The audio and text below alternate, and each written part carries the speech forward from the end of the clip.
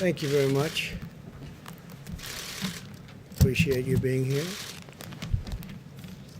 And good evening. As we continue to confront the China virus, we're rebuilding America's economy like nobody thought possible, actually. We're doing incredibly well. Stock market's up almost 300 points again today.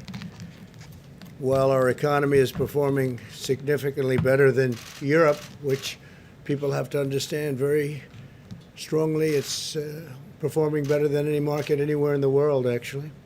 At the same time, Europe has experienced a 40% higher excess mortality than the United States. And I will say that that's a significant number. We're working with Europe on their difficulties, and we are going to help them all the way. We're doing very well, as you know, in the vaccines and the therapeutics. But think of that. We have the strongest economy, performing economy in the world. We're up, I think it's $9 trillion since March, $9 trillion in value. That's a number that nobody's ever heard of before. We're also getting close to about a 50% number since March, which is incredible. So it's $9 trillion. It's almost 50%. In fact, I think it went above 50% today with the 300-point increase. And it's so we're doing much better than Europe, significantly. And at the same time, Europe has experienced a 40% higher excess mortality than the United States. I just want to mention, because another number of judges were approved recently, will be probably over 300 judges, federal judges, including Court of Appeals judges, approved by the end of my first term. And other than when they added new judges into somebody's term, which happens seldom, but we have more than any. There's a record. Nobody's ever seen anything like this in one term. So we're going to have over 300 federal judges, and that's Court of Appeals judges, and that's just in the first term. It probably will finish out over 300, which is pretty amazing. The stock market's rebound signals a V-shaped recovery, stronger than our competitors anywhere in the world, stronger. If you look, you'll see exactly what we have. We lead the world. Japan is second, but in terms of dollar value, it's not even close. So there it is. A lot of great competitors: Europe, United Kingdom, Japan, China, Hong Kong. The United States is leading the world very substantially. The second slide, you'll see the virus-induced economic contraction in the United States has been far less severe than it was with our peers and peer nations. And you see that right there. There's the United States. And that's despite the fact that we've done more testing than any other nation in the world, that we've done more by far ventilators. We're building thousands and thousands of ventilators a month, and we're distributing them all over the world. We're helping other countries. But despite all of these factors, the shallowest contraction, which is a big deal. I'm sure you'd love to put them in your various media outlets. I know you want to get that out. If you want to leave the room early and do that, that would be fine. The rapid recovery, but it would be nice to report it, the rapid recovery of home builders' sentiment points to massive new construction, and we are doing massive amounts of construction of new homes, and that's because people have tremendous confidence. This is where we went, and the housing market has quickly rebounded. We were at a record, and now we're going to be at a record again very shortly. Those numbers are incredible. That's where we are.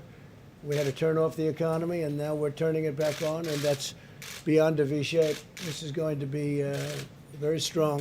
It's called a strong V. Automobile demand has increased 65% over the last 3 months. 65% automobile demand. And we're anticipating that that's going to go up even further, but that's more than anybody else.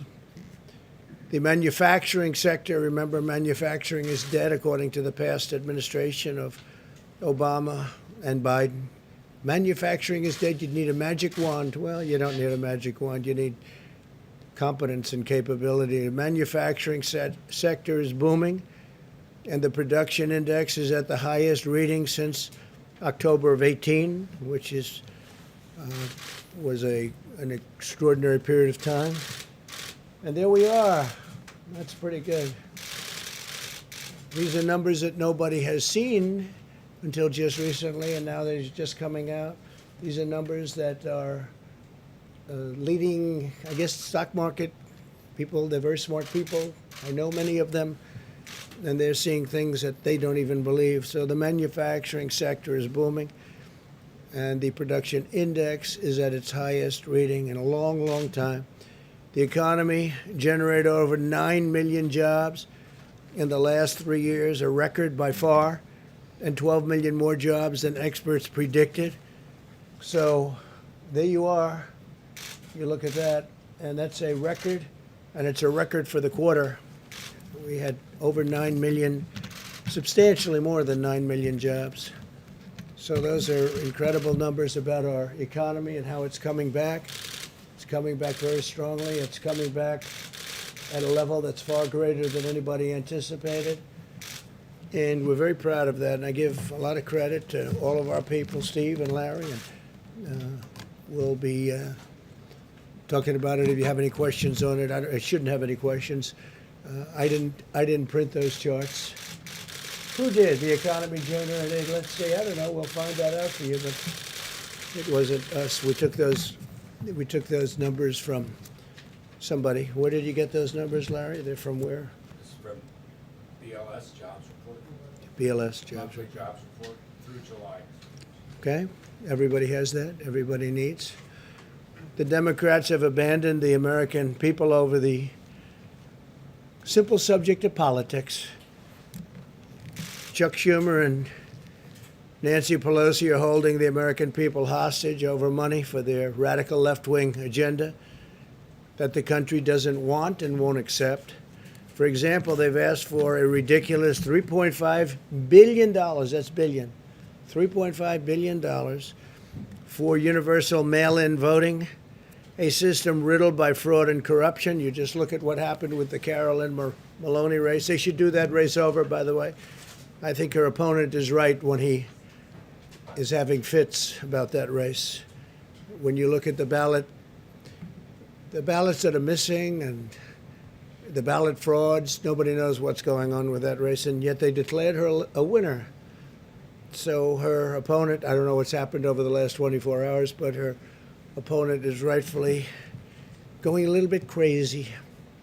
And then you look at what happened in Virginia, where they have 500,000 applications sent out at random to people that have no idea what happened, and they admitted they made a mistake. And many were sent to dead people, many were sent to, number were sent, I guess two, that at least, 2, 3, 4, were sent to dogs. One was sent to a cat. They're sent all over the place. That was in Virginia and Paterson, New Jersey. They had a massive amount of voter fraud, and it's been a disaster. Paterson, New Jersey, has been a total disaster. That's universal mail-in voting. So they want $3.5 billion for universal mail-in voting for the country, where you have hundreds of millions of voters. They can't do a little race with 20,000 people. Now they want to take it countrywide mail-in voting. It's going to be the greatest fraud in the history of elections. When you always talk about Russia, China, Iran on voting, your biggest problem is going to be with the Democrats, not with China, Russia, and Iran. Your biggest problem is going to be with the Democrats. But now the Democrats, they want $3.5 billion, think of it. But now that they're unwilling to approve a bill that gives all of that money, of course, we would never approve an amount like that. And they also want $25 billion additional for the post office, Steve. $25 billion for the post office, so the post office can handle this vast amount of ballots that are being sent at random all over the place. They have no idea where they're going. So they want 25 billion, and they want, think of this, they want 3.5 billion. Would you say that's enough to cover it? I think we could do it for less, right? I think we could do it for less. But they want 25 billion for the post office because of this. And remember, the new man, who's a great person, a great businessman, just got there a little while ago. The post office has been run poorly for many, many decades. Great people in the post office, incredible people, but they've had very bad leadership for many years, so we'll get it straightened out. But they turned down this bill because they want radical left agenda items that nobody in their right mind would approve. So they want 25 billion for the post office. They want 2.5 or 3.5 billion dollars for universal mailing, 3.5 billion. And the bill's not going to happen because they don't even want to talk about it, because we can't give them the kind of ridiculous things that they want that have nothing to do with the China virus. It has nothing at all to do with China virus, much of what they're asking for. So therefore, they don't have the money to do the universal mail-in voting. So therefore, they can't do it, I guess, right? Are they going to do it even though they don't have the money? They're asking for the 3.5 billion. They're asking for 25 billion for the post office so they can do this, I guess, and other things. At 25, I would hope it would be a lot of other things too. But therefore, they don't have it. They don't have the money to do the universal mail-in votes. It'll be the greatest rigged election in history. It'll be the greatest fraud ever perpetrated, other than perhaps what they did to my campaign, where they spied on my campaign, President Obama, Biden, and everybody else. And they got caught. Let's see what happens. This will be one of the greatest frauds in history. So they're admitting that they want 3.5 billion, and they're not going to do a deal that's good for the American people. Therefore, they're not going to get the 3.5 billion. Therefore, they can't do the universal mail-in vote. It's very simple. How are they going to do it if they don't have the money to do it? The Democrats are also holding up money for schools and hospitals and small businesses and state and local governments. They tried to stop Americans from getting unemployment insurance and protection from evictions, which is why I took this decisive action. And I did executive orders, which are now in full force and effect. And they're going forward. I signed a directive to provide a total of $400 of additional support for Americans who are unemployed due to the China virus. That's $400 more than the Democrats have provided. Remember that. That's $400 more than the Democrats have provided. Nancy and Chuck haven't provided anything. And remember this, President Obama, when we had a problem, a pretty big problem, a very big problem, you know what he gave? $25. He gave $25. So now they say, well, we want to give 500 or we want to give 600. They don't want to give anything. They're not doing anything. But President Obama and Biden, Sleepy Joe, gave $25. 25. And they'll complain, oh, we want to give more. Well, we're giving $400, and that's now in the works, and that'll be getting out to the people soon, Steve, okay? Remember that. $25 is what they gave the last time. 25. I want to make it unmistakably clear that I'm protecting people from evictions.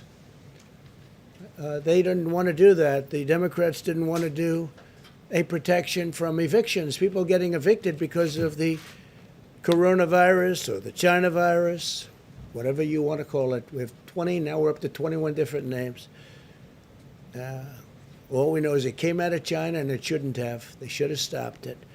Under my executive order, HUD, HHS, and CDC have been directed to ensure renters and homeowners that they can stay safely in their homes. They're not going to be evicted. They are not going to be evicted. And those letters have already been sent out, Steve, so you'll make sure of that. I'm providing a payroll tax holiday to all Americans earning less than $100,000 per year, meaning bigger paychecks for working families through the end of 2020. That's a tremendous amount of money that's being supplied and given to families. Tremendous. The Democrats didn't want to do a payroll tax. They thought it was too much money, I guess, or it would make businesses too successful. They don't want to see success. They certainly don't want to see it before the election. They certainly don't want to see the kind of graphs and charts that you saw up there. They don't, because they say they can't win with that kind of success. They can't win. They have to get used to it. Remember, we've already gotten $3 trillion in stimulus, so they should have probably negotiated a little bit differently. Maybe they should have asked for all of this before we got most of the money and we gave it out, a lot of it to the people.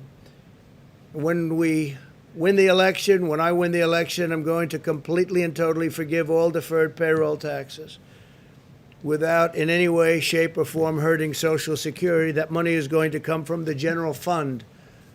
We're not going to touch Social Security. I said from day one that we're going to protect Social Security, and we're going to protect our people. And Social Security is one of the things that will be protected. Pre-existing conditions will be protected. Medicare will be protected. But Social Security will be totally protected under me. Under them, it will not be protected because we will have a stock market crash, the likes of which you've never seen. Your taxes will be doubled and tripled, and your regulations will go through the roof, which is what was causing the problems with the country in the first place. Student loans, I signed a directive providing relief to student borrowers. Not their fault that they can't go to college. I will be deferring payments on student loans at zero interest until further notice. So we're going to take care of our students. Got a lot of great students out there, and they got hit like everybody else. So I will be deferring payments on student loans at zero interest until further notice. And on the payroll tax, we'll be terminating the payroll tax. After I hopefully get elected, we'll be terminating the payroll tax. So that will mean anywhere from $5,000 to even more per family, and also great for businesses and great for jobs. A lot of people will be very happy to hear that. A lot of the great, certainly conservative economists will be great to have. They think that's the greatest thing we can do. That's better than the payments. That's better than anything else. But it's a lot of money, and it's going right directly to the people, and it goes there very easily. But it also creates stronger companies to employ the people. So we will be, on the assumption I win, we are going to be terminating the payroll tax after the beginning of the new year. Today I met with parents, students, teachers, and health experts to discuss the vital importance of safety and safely reopening America's schools. This evening I'll outline the common sense recommendations that should guide schools as they reopen. With precautions, we want to be very, very safe and very careful, so precautions in place. Our strategy to safely reopen schools mirrors our approach nationwide as we race toward the competition and the completion. We're competing with others, but I'm not competing with anyone. We just want to have a vaccine. We're dealing with other countries, and we want them to do well. We're giving them whatever information they need. We're all working toward something that will happen before the end of the year, maybe substantially before, but before the end of the year. And therapeutics will happen likewise even sooner. But we're looking for that responsible path forward to shelter those at highest risk while allowing those at lower risk to resume work and school and play football. Go play football. I spoke to some of the great football players, college players, Trevor, and a lot of great players called Coach called Coach O. A lot of fantastic people I got to speak to, athletes, leaders, They want to play football. Let them play. Let them play. And they feel safer on the field than they do walking around and doing nothing. So hopefully that will happen. And hopefully when they play football, they will proudly stand for the national anthem, and they will proudly stand and respect the American flag. Or at least I'm not watching. I can't speak for others, but based on what I see now and based on what I'm looking at with respect to the NBA at this point, a lot of people agree with me. So we want people, we would like to request people, you stand proudly for the flag and for the national anthem. In the months since the virus arrived, we've learned a great deal. While this is a dangerous and highly infectious disease, it primarily affects the oldest segment of our population or those with chronic health issues. The United States has the largest nursing home and assisted living home population in the Western world by far. Nearly half of all of the deaths from the China virus in the United States have occurred in nursing homes and long-term care facilities. The median age of those who succumbed to the virus is 78 years old.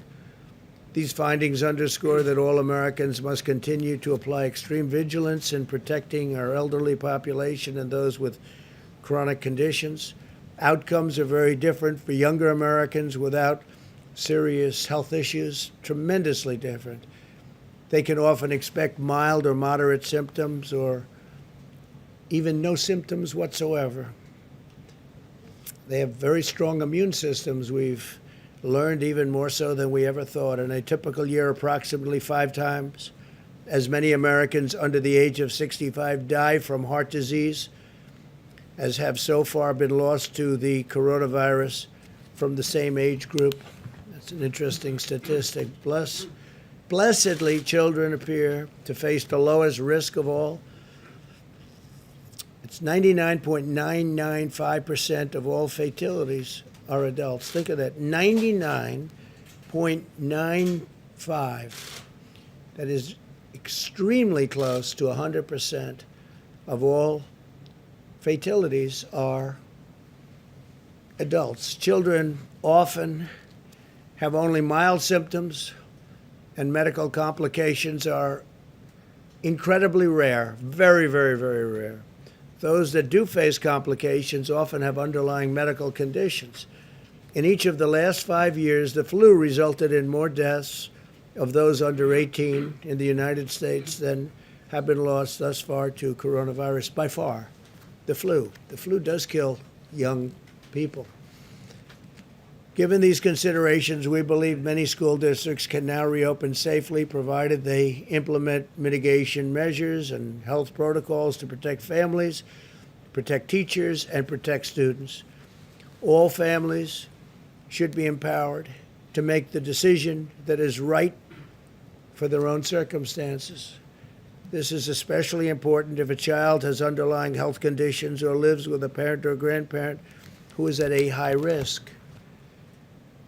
And one of the things we'd like to do is when we make payment to schools, because we spend a lot of money on schools, we'd like to make the payment directly to the student or to the child. And that would mean to the parents essentially, but to the child. We want to follow the child so that if a school is closed, the family can go to another school, maybe in another area, but they can do it, and would like to make that payment. Rather than paying a school that's closed, would rather pay directly. We're following the child, where the child goes, and we want to pay the family, pay the child, and then the family can take care of the cost. And we're trying to get that approved too, but the Democrats don't like doing anything unless it means doing for the union, which controls Nancy and controls Chuck 100%. And I have nothing wrong with the union. I have great respect. Very few people do I respect more than a great teacher. It's a tremendous talent. They're really underappreciated. These are phenomenal people with tremendous talent. The great ones are among the most important people we have in this country. But And they'll be great at they'll be great at charter schools, and they'll be great at, when we talk about school choice, which we'd like to see so that parents can take their children to the school of their choice. That's something we want. We think it's very important, especially in the minority communities. They want it so badly. African American, Hispanic American, Asian American, they want it so badly. But the two people I mentioned, Nancy and Chuck, they're totally controlled by the heads of the union. I think the teachers like us a lot. We're taking care of our teachers. We want to take care of our teachers. But we cannot indefinitely stop 50 million American children from going to school and harming their mental, physical, emotional, and academic development and inflicting long-term lasting damage. I heard a gentleman today, a great person, some of you were at that meeting, from Harvard, say that every year is $10,000. It's people, they lose a tremendous amount of money in the future. Mentioned $10,000. And I think he was talking about on a yearly basis. They lose a lot by every year of education that they lost. Every year they gain $10,000. And when you have students sitting at home playing with a computer, it's not the same. That's one thing we've learned for sure. It's not the same, can never be the same as being in a classroom. So we want to get our students in the classroom. The American Academy of Pediatrics has released guidance, recommendation that schools reopen. They said reopen. It said, quote, lengthy time away from school and associated interruption of supportive services often results in social isolation, making it difficult for schools to identify and address important learning deficits. The doctors also warned about the risk of increased abuse, substance use, depression, and suicide. Suicide. The National Education Association recently stated, despite the momentous efforts of educators during the pandemic, online learning has never been an effective replacement for in-person learning and support. So when you sit at home in a basement looking at a computer, your brain starts to wither away. We have a lot of good experience at that just by taking a look at what's happening in politics. Studies estimate that school closures last spring caused the average student to fall 50% behind in math and roughly 35% in reading compared to a typical year. Think of that. Caused the average student to fall 50% behind in math and 35% in reading compared to being at the school, being with your teachers, being in a classroom. We've learned that. We've learned that learning from a laptop is not great. And frankly, we've also learned that telehealth, little unrelated, but it's up 35,000%, and it's been incredible. 35,000%. We'll check that number, Larry, but that's an incredible, but it is. People are staying home, and the telehealth, and that has been a tremendous success.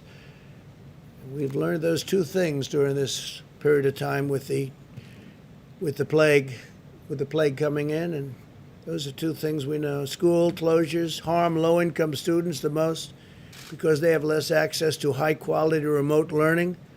They don't have computers and less resources for academic support. All schools should be making plans to resume in-person classes as soon as possible. To support the reopening of America's schools, we provided $13 billion in elementary and secondary schools toward the CARES Act and CARES Act funding. We're giving CARES Act funding, the vast majority of which remain available for states to use. So a tremendous amount of money, $13 billion. That's the CARES Act funding, and we're giving a large portion of that for states to use. Today, I'm pleased to announce that we will provide up to 125 million reusable masks to various school districts all around the country. My administration also stands ready to deploy CDC teams to support schools that are opening and schools that need help in safety and in order to safely reopen. Finally, today, my administration is highlighting general recommendations for all schools and guidance to protect high-risk teachers and students. We're working very, very closely with many of the schools and school districts throughout the country. They include the following: to ensure all students, teachers, and staff understand the symptoms of the China virus, require all students, teachers, and staff to self-assess their health every morning before coming to school, encourage frequent hand washing or hand sanitizing during the school day, beginning upon entrance to school, and ensuring that hand washing facilities are widely available throughout the school. And for the most part, schools have been very good at that. Minimize large indoor gatherings, hold large gatherings outdoors whenever possible, maintain high standards of hygiene and ventilation within the classrooms, including keeping windows and doors open whenever possible, and running fans and air conditioning units whenever possible. Require students, teachers, and staff to socially distance around high-risk individuals and socially distance whenever possible in any event. Encourage the use of masks when social distancing is not possible. Post instructions regarding hygiene and social distancing all over the school and all around the school. We encourage schools to adopt these measures. We've been working with so many of them, and to the best of my knowledge, virtually every one of them agrees to do that. While we're also providing high-risk teachers and students options to engage in distance teaching or learning. We're working on that also. College-age students also continue to be one of the lowest risk demographics. More than 99.8% of the deaths from this horrible disease, the invisible enemy, we call it, occur in people over 24 years of age. Think of that, 99.8% occur in people over 24 years of age. For this reason, it could be safer for them to live at a school rather than live with their older parents or grandparents. We got to go to school. We got to open up. We got to open up our schools and open up our businesses. And a lot of it has been open, but we can do better. As we move forward, the number of cases is not by any means the most important metric to focus on, because the fact is we have more cases because we have far more testing than any country in the world. There's no country that's even close. We've done more testing and better testing than any country, and many of these countries that the media was putting up as a shining example of success, they're right now in massive outbreaks. You see what's going on in many of the countries that you constantly mention. Far more important is who the virus is infecting. That's why our strategy and attention are focused on preventing the cases that are most likely to require hospitalization or result in death, those that afflict the elderly and those with certain underlying health conditions, all the while acting to prevent hospital overcrowding. If you look at some of the states that had a flare-up recently, they're all doing very well. Florida is going down rapidly. I want to give a lot of credit to the governors. Florida is going down, and Arizona is going down, way down. They've done a fantastic job. California, as you know, is going down. And many other locations, it's doing very well. And many locations are really in fantastic shape, some with very little, if any, problem. Large portions of the United States. Those advocating for a never-ending blanket nationwide lockdown have no answer for what it would do to the mental, physical, and social health of millions of American children and people. This includes parents where they have to stay home with their children and they lose their work and they lose their job because their children isn't at school. They have to have somebody to take care of it, and they want to take care of their child. They don't trust people. A society must put the health and safety of our children first. A man who has the respect of everybody, he's highly respected by me and anybody on this subject. He's the expert. Dr. Scott Atlas is here from Stanford, and he's been working with us for a period of time, and I thought it would be great. He was saying things to me the other day. I said it would be great if you could tell that to the media. So this is the first time I've shared the platform, and it's an honor to do so. Scott is truly, he's a brilliant man, he's a wonderful man, and he cares about this subject very much. And I'd like to ask Scott to come up, please, and say a few words. Thank you, Scott. Thank you, Mr. President. Obviously a great honor to be here and great honor to serve this president who's really focused on the very important parts of the pandemic. And I'm new here. I'm just sort of getting involved, but I want to thank you and the vice president and the entire team, the task force team, and all the people who are not very visible, really, for working so hard. These people are working 24/7. And it's quite amazing. And I think today we had a fantastic event that I'll just mention on opening the schools, because the president's priority is to open the schools and open them safely and have parents have the options to either use open schools or do whatever they can to eventually get back to open schools, including any kind of hybrid or other arrangement they may want to do. It was a great event. We had a group of fantastic parents, teachers, medical experts, and it went very well. And so I won't spend a lot of time up here, but thank you very much, and I hope I can help out in some way. Thank you. Steve, thank you. You mentioned the executive orders that you signed. Are we now unlikely to see any more stimulus legislation before the election? Well, we're giving $400, and we are in constant touch with governors also, who they'll be making perhaps a contribution. They have options. They can do it or they don't have to do it. I think most of them will do it. We're also doing a payroll tax cut, which is a massive number. That's a very big number. And that's a number that's bigger than any of the numbers we talked about. And the beauty of that is it really incentivizes companies, and because it's both a company cut and a employee cut, so that really very much incentivizes people to go back to work and work hard, and the company to hire people back. And we've had some of the great economic minds saying that's the most important cut. That would be the best cut you could do. We couldn't get the Democrats to even think about agreeing to it. It's not the Democrat way, I guess, because it just seems that whether it's Larry Kudlow or any of your many friends, that's the one they wanted the most. Would you say, Larry? And so we're doing that, and that was never even really discussed because that was taken off the table by the Democrats immediately. And this is every week. Every week you get a check, or a month, or biweekly. This is a major amount of money that you're getting directly. So it's really, it's a very big number. It's a very substantial number. And this is, don't forget, this is in addition to the $400.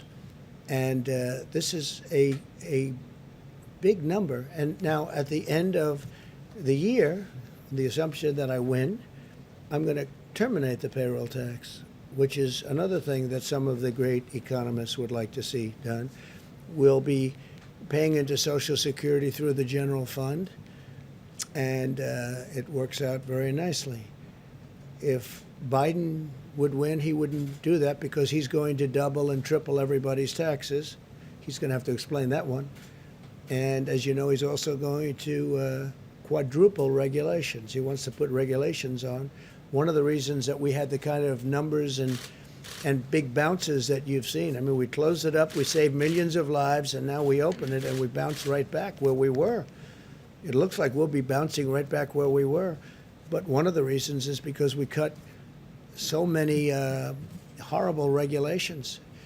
And Biden, with his new partner, Kamala, will if you think he's going to put it all back, but many times more. I mean, they want to increase regulations, and that's just going to drive companies out, and it's going to drive people out. It's going to drive them to other countries, and it's going to make us not competitive with other countries. Please, Owen. Thank you, Mr. President. I'd like to highlight a kind of odd situation. In the last hour or so, if you Googled Antifa.com, it would take you straight to Joe Biden's website, his official campaign website.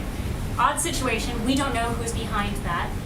But it raises an interesting leadership question. Should Joe Biden, the Democratic Party, Kamala Harris, should they publicly denounce the Antifa as a domestic terrorist organization? They should. I think they're afraid to. It's in my book, it's virtually a part of their campaign, Antifa. The Democrats act like, gee, I don't know exactly what that is. Take a look at Portland. Take a look at any place you want to take a look at. And they're all over the place. They were here. We put on a 10-year prison sentence if you knock down any statues 2 months ago, and since then we haven't seen much of them. We had to send border security. We sent actually Homeland and border and different forms of Homeland to Portland in order to, you know what we had to do. We had to save. They wanted to knock down a courthouse, a $500 million courthouse. They wanted to burn it down, knock it down. And they were easily able to defend. But the mayor and the governor of the state, they didn't want to do that.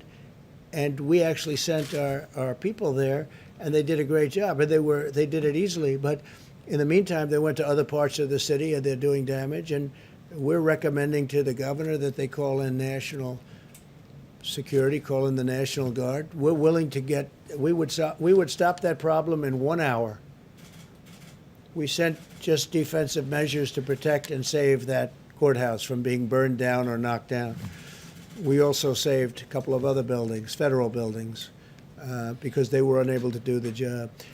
I have to say this, they have really good police. They have a great group of people that if they would be allowed to do their job, same with Chicago and same with New York and a couple of other cities, if they allowed, you have, in Chicago, 25,000 police, and they're really good, but they're not allowed to do their job. In New York, you have New York's finest, but they've totally taken away their incentive. They've taken away their lives, in a sense, because they don't allow them to do their job. They could do that job so easily, you wouldn't have a problem in New York. And that includes with terrorism and everything else. They disbanded. They've cut by $1 billion their budget in New York, $1 billion. And crime is up by 200%, 250%, depends on what week you're looking at. It's crazy what's going on in New York.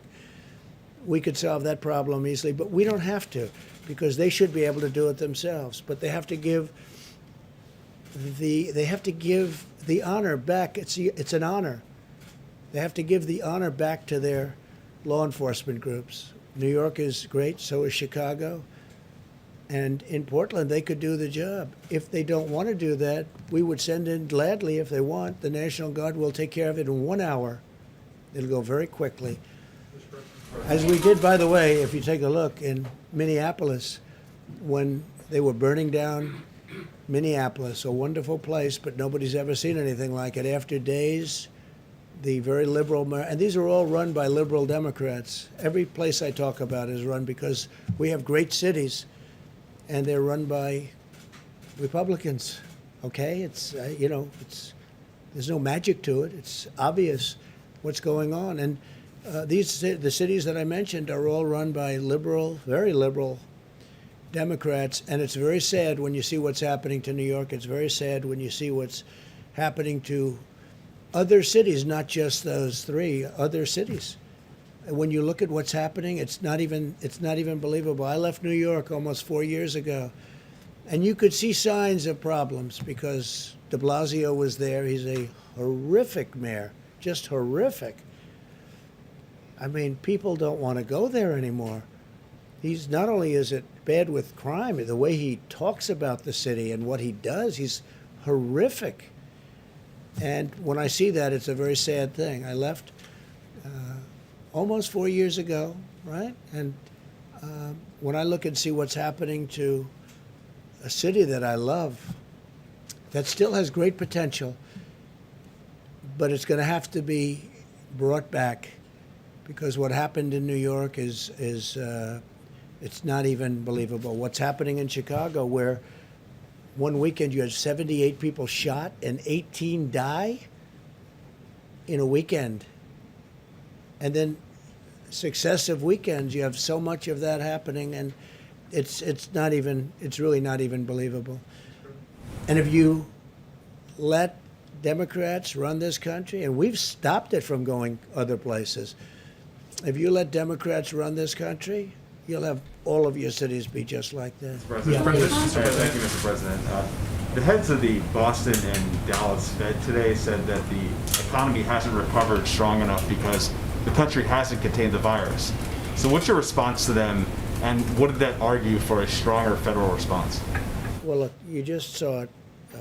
Other countries were doing much better than all other major countries, peer countries. This chart came out just a little while ago. I thought I'd say, see, it's that kind of a question, the wise guy question, because I just went over the whole thing. We're doing better than almost everyone with the economy, and I think we face a headwind because Democrats, perhaps for political reasons, don't want to open up their states.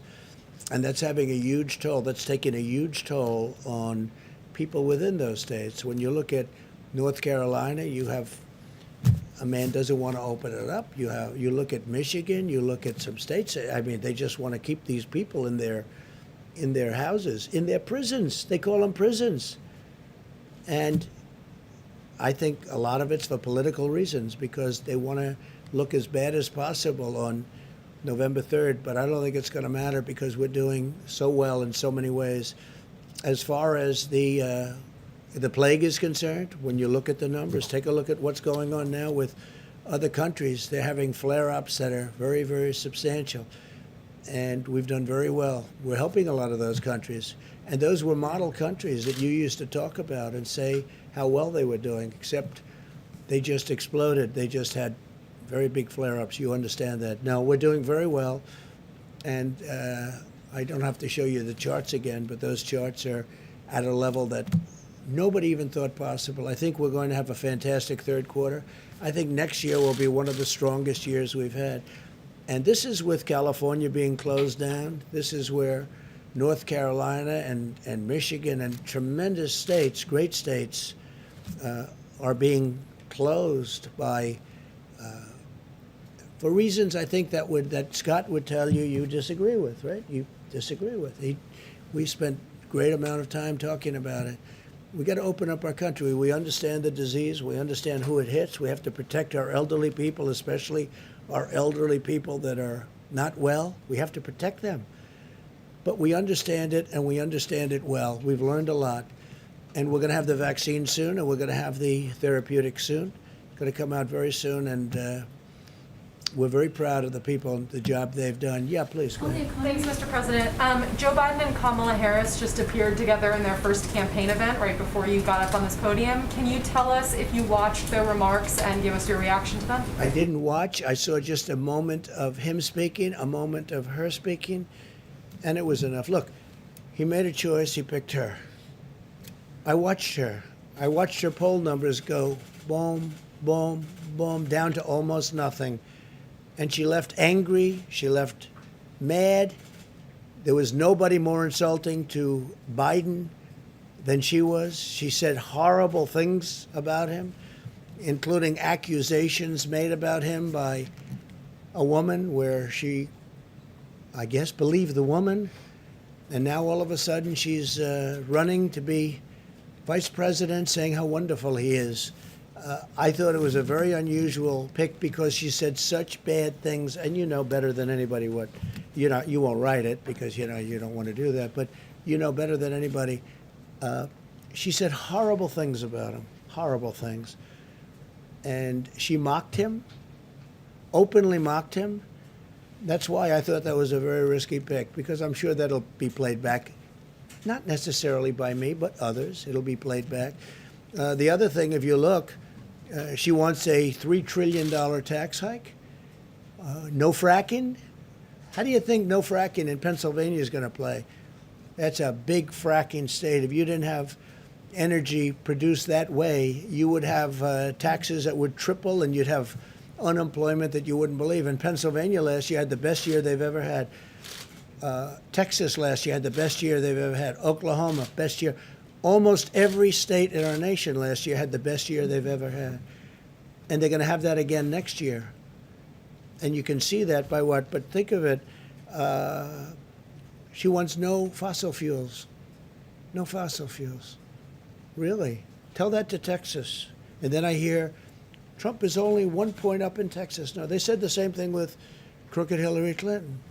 They said Texas is in play. Trump is down in Texas. And then I won Texas immediately when they said the polls are closed. Trump has won Texas. And I won by a lot. And I won Georgia by a lot. It's the same thing over. It's almost like a duplication of what happened before. Except we have much more energy now than we ever did in 2016. And we had a lot. We had record amounts in 2016. But you take a look at the tax cuts. We gave the biggest tax cut in the history of our country and the biggest regulation cuts in the history of our country by far, right? He wants to increase everybody's taxes. And she's one of the people that wants that. I mean, you take a look at that. She wants to defund or at least substantially reduce money going to police departments. And you can't do that. You can't do that. It's actually got to be the opposite. I've been endorsed by so many police departments. I'm getting a really good one this week that you'll be seeing. Really big, really good. But who could ever, what police department, what law enforcement group could ever support Joe Biden, where he said things that are so bad and so foolish, frankly so stupid in terms of crime and what would happen. So we're getting all of law enforcement. We're getting the military. She wants to spend much less on our military. I've rebuilt the military. We have the strongest military now. Much of the equipment is coming in, all made in the United States. $2.5 trillion we spent. When I took over, we had a military that was totally, it was in terrible, terrible shape. It was depleted. It was a depleted military. Old planes, old tanks, old everything. And we have a beautiful, brand new military with the best people in the world. We never had anything like it. Some of the equipment is still coming in. No, we've done a real job, and I think we're going to be extremely successful. I was surprised that he picked her, very surprised because of the horrible way she talked about him, and frankly because she dropped like a rock. I didn't. When I ran against 17 people, mostly governors and senators, some others. Ben Carson was very strong, very good. A couple of others, but mostly governors, mostly senators, and I ran. And I went up. She ran and she went down to rock bottom. I don't think she ever got to run to take a vote in the first state.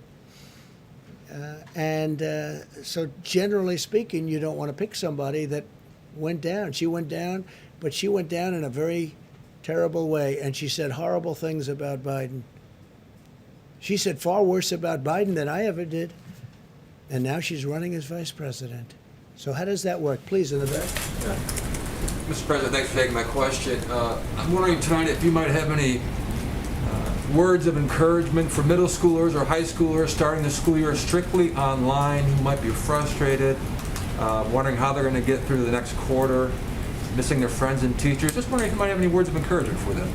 It's such a fair question, such a good question. Yeah, I mean, you hear what I was saying. Scott will be involved, and he'll be talking to you over the next couple of days, what he's saying from great experience. No, I feel very badly for him.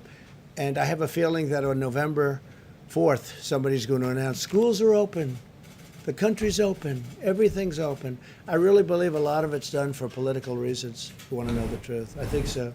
But you're right.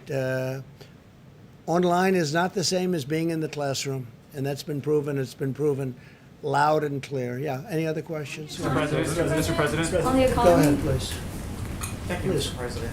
You have warned several times that if Joe Biden is elected president, that there will be an invasion in suburban neighborhoods. It's a sentiment that you expressed in a tweet again this morning. What exactly do you mean by invasion?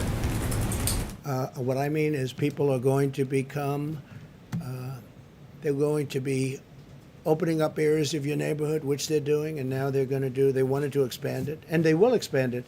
If for any reason they're going to, in my opinion, destroy suburbia. And just so you understand, 30% plus of the people living in suburbia are minorities. African American, Asian American, Hispanic American, they're minorities, 30%. The number's even higher. They say 35, but I like to cut it a little bit lower. You know why? That way I can never get myself in too much trouble with the fake news. But 30% plus are minorities living in suburbia. And when they go in and they want to change zoning so that you have lots of problems, where they want to build low-income housing, you want something where people can aspire to be there, not something where it gets hurt badly. And that's what happens. So with suburban women, suburban men, I think they feel very strongly about what I'm doing. It's a very fair question. It's a very important question. But they fought all their lives to be there, and then all of a sudden they have something happen that changes their life and changes what they fought for so many years. John, please. Two quick ones, if I could, Mr. President. I know you were briefed on it. Have you decided where you're going to give your acceptance speech at? So we're looking at Gettysburg, a magnificent site. I've been there a number of times, just a magnificent site. And we're looking at the White House. And I would say it's really down to those two. The White House would be much easier from the standpoint of Secret Service and, you know, the movement of hundreds of people, as you know. I would say we love them both. I love Gettysburg, but this is simpler. Would be magnificent. The White House is the White House is the White House. Gettysburg is one of the great and historic sites of our country. Frankly, as far as I'm concerned, of the world. So one of those two. I'll probably be announcing it over the next week or so. Maybe. I had a question about payroll taxes. If you permanently rescind the payroll tax, how do you pay for Social Security? We're taking it out of the general fund, and incur what we'll huge do, deficits. yeah, what we'll be doing is, if we do that, we'll get it approved in that case by Congress, and we'll take the money from other places other than, we will not take it from Social Security but in how- any way, shape, or form. How do you fund it from the general fund when the general fund just incurred a debt of $2.8 trillion? You're right, but we're going to have tremendous growth. We have tremendous growth. You take a look at what's happening here. Next year, unless somebody comes in who doesn't know what they're doing and they start raising taxes and forcing everybody to leave the country or leave their jobs and companies to close, we will have tremendous growth. You will see growth like you haven't seen in a long time. Okay, Mr. President, since you didn't see Kamala Harris's remarks today, I wonder if we could just get you to respond to one thing that she said. Sure. She said that your refusal to get testing up and running, I'm paraphrasing, you're flip-flopping on social distancing and masks, and your delusional belief that you know better than the experts, all of that, in her words, a reason that one American dies of COVID-19 every minute. What do you think of that? I think that's probably one of the reasons she was a terrible candidate and was forced to leave the race, because she got her facts wrong. You know, she's very bad on facts. She's very weak on facts. And just so you understand, we've done more testing than any country in the world by far. That includes India, which has 1.5 billion people. That includes China. That includes every country in the world. We've done more testing. We have better testing than any country in the world. They call, they want to know, where do we get it? How do we get it? We have better testing than any country in the world. When you do as much testing as us, however, as you understand, you develop more cases. If you tested on set of 65 million people, which is what we've done, when you test that many people, you're going to find cases that normally you wouldn't see. If you go to Mexico and you go to other countries, you'll see they do almost no testing. They test if somebody's not feeling well. They test if somebody is symptomatic. They test very little. They test very little. We've done more testing than anybody in the world. We've done the best job of any country in the world, and that includes from making ventilators that nobody else could have done. We are the ventilator king of the world. We're supplying the whole world now in a few short months with ventilators that are very hard to produce, very expensive, very complex, very delicate, very, very important. We've done a great job. And then on top of that, when you look at the numbers, how we were impacted less than these other countries, and now you look at the explosion of countries that you would have said did such a good job, and some of them had advantages over us for obvious reasons having to do with the pandemic.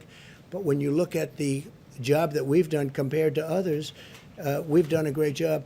And I read today that she's very short on facts. I think she's going to be a big failure, and I look forward to the debate between her and Mike Pence, because I think he'll do even better against her than he did against Senator Kaine, which was a total wipeout. So we'll see how it all works out. All right, one more. Yeah, please, in the back. Mr. President, Please, thank you very much. Go ahead. Me? No, in the back. Please. Thank you. Just ask, what do you say to those critics who argue you're trying to sow distrust in democracy and deliberately trying to sabotage the post office to undermining mail-in voting, which a lot of people need? I say the Democrats are sabotaging the post office because they're not approving $25 billion that was requested. So they're sabotaging the post office, and they're not allowing the post office to function properly, and they're certainly not allowing universal mail-in votes when they do that. But equally importantly, they're not allowing $3.5 billion in funds to do voting that they'd like to do. Therefore, all of this and all of the tremendous mistakes that were made with regard to mail-in voting, all of these tremendous mistakes, you can't even do it. I would imagine the courts, this is in many courts right now, they're showing all of the disasters that have taken place just in the last short period of time, in the last 2 months, with respect to universal mail-in voting. It's just like a total catastrophe what's happening, and we can't let that happen. Go ahead, real fast. Mr. President, I'm Sure, go ahead.